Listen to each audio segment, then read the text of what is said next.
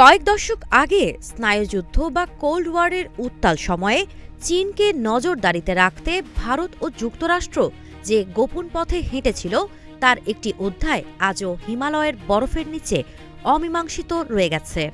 প্রায় ৬০ বছর আগে নন্দাদেবী পর্বতের কাছে হারিয়ে যাওয়া একটি পারমাণবিক শক্তিচালিত নজরদারি যন্ত্র শুধু সামরিক ইতিহাসের কৌতূহল নয়, বরং দক্ষিণ এশিয়ার পরিবেশগত নিরাপত্তার সঙ্গেও জড়িয়ে আছে। লুকিয়ে আছে হিমালয়ের বরফের নিচে এক পারমাণবিক ঝুঁকি।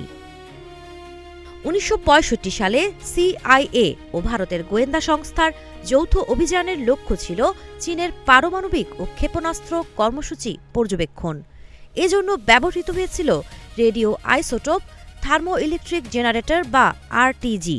পারফেক্ট ব্লেন্ডের ফ্রেশ মশলা, ভালোবাসার স্বাদ অটুট থাক, যেটি প্লুটোনিয়ামের তাপ দিয়ে দীর্ঘমেয়াদী বিদ্যুৎ উৎপাদনে সক্ষম।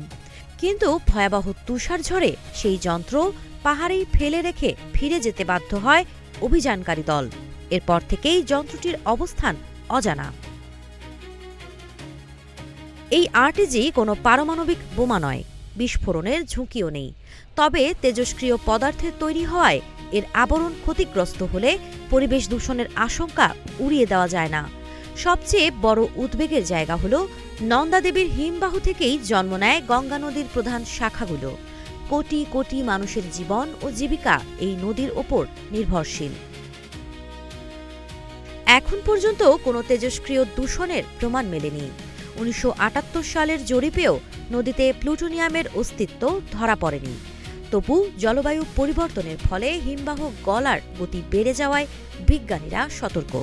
ভবিষ্যতে বরফ সরে গেলে যন্ত্রটির অবশিষ্টাংশ নড়াচড়া করতে পারে, এমন আশঙ্কায় এই ঘটনাকে আবার আলোচনায় এনেছে। নন্দাদেবীর অতলে হারানো যন্ত্রটি তাই কেবল অতীতের গোপন অভিযান নয়, বরং ভবিষ্যতের সম্ভাব্য ঝুঁকির এক নীরব প্রতীক। সাবাহ খান, নাগরিক প্রতিদিন।